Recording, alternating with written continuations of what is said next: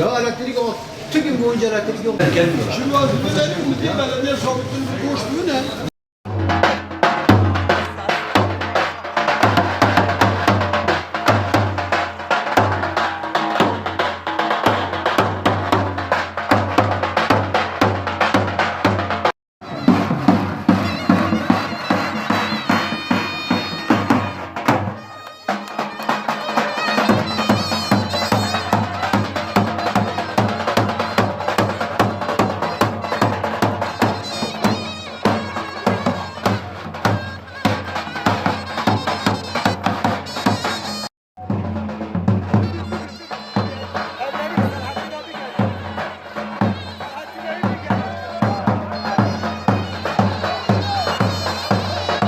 Buranın yıkılma kararı Fakı Baba döneminde çıktı. Fakı Baba herkesi belediye encümen salonuna topladı. Akşam topladı, bak gündüz toplamadı. Bizi işimizden alıkoymadı.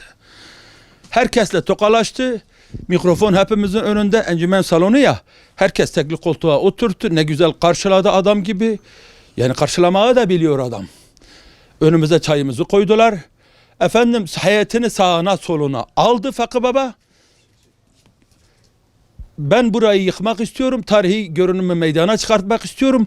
Rızanız olursa yaparım dedi. Olmazsa yapmam dedi. 3 kişi sizden, 3 kişi benim encümenimden komisyon kurun, alternatif yer belirleyin. Birine karar kılın, bu işi bitirelim dedi. Hazır benim elimde büyük çarşı var dedi. Şu anki spot pazarı o zaman büyük çarşı diye zikrediliyordu. Biz dedik ki orası bize uymaz. Sapadır yani, çarşıya ana arter üzeri değil. Peki dedi, o zaman komisyon onu kararını versin. Bana yer belirleyin. Belediye malısa hemen veririm. Hazine malıysa takas yoluna giderim. Hatta vakıfsa bile, takasa yanaşırsa vakıf, onu bile yaparım dedi. Zeynel Başkan bunların hiçbirini yapmadı. Bizi adam yerine koymuyor. Adam gibi ağırlamıyor. Karşımıza çıkacak medeni cesareti yok. Ya biz seni yiyecek miyiz? Başkanımızsın kardeşim. Biz af buyurun vahşi miyiz? Seni yiyecek miyiz? Gel pasaja derdini söyle. Derdimize derman ol. Hiç öyle bir niyeti yok. Hesaba almıyorum. Ben bunları tanımıyorum. Personel ilgilensin. Ya personel bu işi çözebilir mi? Çözemez. Bunun çözümü, eğer çözüm taraftarı olsa bizim başkan 2 saatte çözer ve bunun 14'ü vakıftır, 108 tapılı maldır. Ben de tapılı yerimde oturuyorum. Kardeşim Halil de burada. O da tapılı yerinde oturuyor. Her daima kirli bilgi var. Çoğu bilmem kiracıymış falan. Öyle safsataları kim uyduruyor, ben onu da anlayamadım. Kendi bizle birebir oturur bu meseleyi halletmeye çalışırsa ne kadar kiracı, mülk sahibi, vakıf olduğunu anlayacak. Bazıları da alttan suyu bulandırıyor ki başkanı yanıltıyor. Başkan muhatap alıp birebir bizle muhatap olamazsa bu işleri çözemez. Mahcup olur böyle. Biz niye partimize bugün düşman olalım ya? Biz bu partiyi kurulalı beri biz sırtımıza almışız. 170 oyun bu partinin uğrunda. Ben bugün bu partiye niye düşmanlık gidiyorum? Bir şey mi umuyorum ben? Asla. Menfaat mi? Yok. Vallahi yok. Adam yerine koy ya. Adamların yerini yıkıyorsun. Sen yer vermediğin zaman adam köye mi gelsin? Başkan nereye gidecek?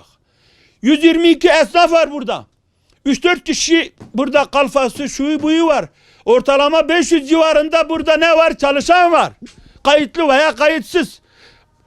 Bunları da toplasan 5-6 kişiyi beslese her bir fert. 3000 kişi var. Sen 6 fabrika yapıyorsun. Kaç taneyi burada batırıyorsun başkan? Aklın başında mı? Sen AK Parti'nin dostu musun? Düşmanı mısın? Şu müttefiğini küstürürsen sana yarın kim oy verecek?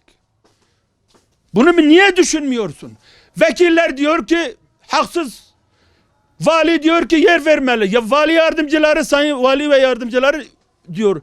Kendi encümenleri, belediye başkanı yardımcıları, vekilleri size yer temin etmeli diyor. Haksız diyor. Zeynel Başkan bizi dinlemiyor. Nereye gidelim peki? Nereden medet umalım? Kime gidelim? Rusya'ya mı gidelim, sığınalım? Amerika'ya mı? Gidecek yer bıraktın mı? Niye bu iş çözülmüyor kardeşim? Çıkmazı ne? Biz medyadan hakkımızı ararken sen bize garez mi yapıyorsun? Senin bize kinin mi var başkan? Neyi var anlamadım, bu pasajın açmazı nedir? Bana göre biz şu anda artık son safhaya gelmişiz. Şahsıma göre kendi nefsimi söylüyorum. Yerli ve milli Yeniçeri isyanı bu. Yeter Allah Allah. Yeniçeriler gayrimüslimin 7 ve 14 yaşında çocuklarından devşirilir, orduya kazandırılır. Ordunun vurucu gücüdür. Her daima da öne çıkmaz. Çok vurucu bir güçtür, sayıları fazla değildir. Sultanı korumaya mükelleftir. Yerli ve milli Yeniçeri isyanıdır. Burada sen sebep oluyorsun başkan. Hiç de kusura bakma. İstediğin kadar muhatap alma. Seçim geldiğinde muhatabı göreceksin. Urfa halkına bu niye anlatılmıyor? Bütün üç tane Urfa kanalı bizim ve pasajımızın aleyhine yayın yapıyor. Sebebi ne? Belediye onları reklamla doyurduğu için onları destekliyor. Bizi de köstekliyor. Yazık bize ya. Drone'dan çekilmiş bir resim var. Ucube yıkılsın, ucube yıkılsın. Ver ucubemin karşılığını kardeşim. Beni niye cinnet haline getiriyorsun? Benim çuvalla param dışarıda. Sen mi toplayacaksın? Çekimi sen mi ödeyeceksin? Bu kriz, koronada bu reva mı bize Urfa halkına? Urfa AK Parti'nin kalesi. Kaleyi çökertmeye mi çalışıyorsunuz? Yazık bu millete ya. Kim ne olduğumu biliyor, dostum da düşmanım da. Allah'tan başka kimseye de minnetim yok. Ama beni tanıyanlar ne ayar olduğumu bilir. Asla bir şeyi menfaat için yapmam. Ama hakkımı müdafaa ediyorum. Belediye gelip bizim itfaiye pankartlarımızı topluyor. Ne hakkın var buna? Terör yok, şiddet yok, hakaret yok. Bak daha büyüğünü bugün astık. İşimizi, karımızı bırakmışız bu krizde. İşimize bakamıyoruz. Nasıl bakın? İş yok zaten, iş yok.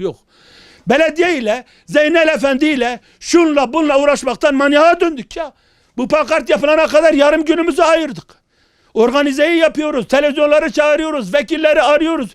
Yeter ya Allah Allah. Yerin dibine gitsin pasajda adı da. Ver Kızılay'ın altını. Ne kanuni engel var mı? Yok. Dini engel var mı? Yok. Niye vermiyorsun Kızılay'ın altını? Proje ise değiştir. Encümense koy encümene. Yeni şeklinin altını dükkan olacak şekilde bir daha çıkar ya. Allah'tan başka kimse engel var mı buna? Niye kudurtuyorsun milleti? Yazık değil mi ya? Sen makamında otur, milleti aleyhine iş yap, sonra oy bekle. Neyin oyunu beklersin gözüm benim? Neyin oyunu? Ben cigergah olduktan sonra sana oy verir miyim? Verecek adamı da engellerim. 170 oyun mu var? Hele bak 10 tane alıyor musun seçimde? Ve ben seni oyla da tehdit etmiyorum. Estağfirullah. İncitme ki incinmeyesin. 28 yıldır buradayım. Belediye başkanı bizden ne istiyor? Ya bize bir yer versin. Dükkanımızın değerinde bir dükkan versin. Bize hakkımızı versin. %90'ı buranın yıkılmasını istemiyor. Yani çok mağduriyetimiz var. Ama sen bizi buradan mağdur ediyorsun. Bizi bu adam başkan bize ya partimize düşman etti ya. Yani bizim mağduriyetimizi gidersin. Biz diyorum illa yıkacaksan yık. Yani buranın meydan olacak, bu Urfa'nın burası en kıymetli yerin merkezi. Ondan sonra bana diye halk pazarına git. Halk pazarında kuyumculuk olmaz ki ya. Benim hakkımı ver. Bir komisyon gelsin. Buraya kim geldi, buraya ne değer verdik biz bilmiyoruz.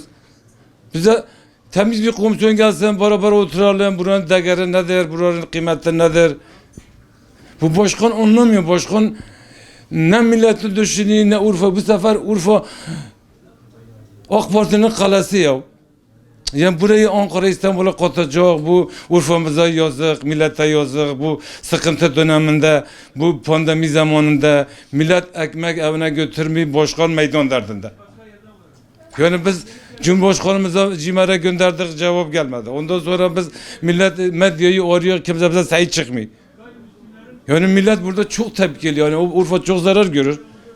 Ya yıkacaksan, ben buradan şimdi bir yere geçsem en aşağı 200 bin lira masraf gider. Ha bu vitrini komşu bir tane yapmış, 100 kağıda vitrin ya. Bana bir yer göster. Göstermiyorsan hakkımı ver, paramı ver, boş göz üstüne ya. Ama biz istemiyoruz bunu yıkılmasını, sen de istemiyorsun yıkacağım. Madem istiyorsan benim mağduriyetimi gider. Ben sıkıntımı gider. Ben şimdi burada uç ya biz bu dükkana bakıyoruz. Ya bu kadar sıkıntı döneminde sen bu ne getirecek? Bu ufak bir getirisi yok ki buraya. 122 dükkan. 5-6 bin kişi burada ekmek yiyor. Bu adamlar nereye gidecek ya? Kimisi diyor benzin tükeceğim, kimisi diyor kendi asacağım, kimisi diyor intihar edeceğim. Ya lütfen Cumhurbaşkanı bu konumuza bir el alsın. Ankara'da bize bir komisyon göndersin. Bunun değerini, şeyini öğrensin. Bununla ilgili yönetmenlik kim? Büyükşehir Belediye Başkanı. Büyükşehir Belediye Başkanı buradaki esnafı karşısına alır, oturur, izahını yapar. Rıza şartımızı alır. Karşılığında kendisinin talebine, bizlerin talebine bunları dinler. Ortak bir yol haritası çizilir. Çözüm sunulur. Ondan sonra bu kararı sessiz sedasız halledip uygulamaya koyar. Ama maalesef ki bugün çalmadığımız kapı kalmadı. Bugün Sayın Valimiz, milletvekillerimiz, diğer yönetimdeki arkadaşlar, eşler, dostlar, yani bunu paylaşmadığımız makamlar kalmadı. Ama çözüm oldu mu? Hayır. Halen karşımızda muhatap alacağımız hiç kimse yok. Büyükşehir Belediye Başkanı'ndan kaç defa randevu talebinde bulunduysak hep ertelendi, kulak arkası yapıldı. Yine geçen de söylediğim gibi kapalı kapılar ardında alınmış bir karar. Burada hiçbir esnafın haberi olmaksızın kendi aralarında bu işi bir çözüme zora sokmaya çalışıyor. Yani bu işi zora sokmanın ne anlamı var, ne manası var? Burada hiçbir esnafın derdi dinlenmedi. Hiçbir esnafla yüz yüze gelinmedi. Ve biz kaç defa da kendisine çağrıda bulunmamıza rağmen meydanlarda, özellikle de bak altını çizerek söylüyorum, meydanlarda halen sesimize kulak verip de gelin arkadaşlar bir araya gelelim. Talebiniz ne? Bizim şartlarımız bu. Şöyledir. Ne yapabiliriz? Ortak bir karar alalım. Hayır. Sadece az önce Mustafa abimin de dediği gibi ucube yerin yıkılması, şu olması, bu olması. Sen nereye yıkıyorsun? Burası kümes mi? Burası insanların ekmek yediği can damarı. Yani böyle bir dünyanın hiçbir yerinde böyle bir adaletsizlik yok. Bir an önce bu çığlığımızı, bu mücadelemizi Ankara'daki yetkililerden bir an önce çözüm bekliyoruz. Artık biz umudumuzu buradan kestik. Buradan ayağımızla, bedenimizle, her bütün şartlarımızla, zor şartlardan da olsa Ankara yolunu tutacağız.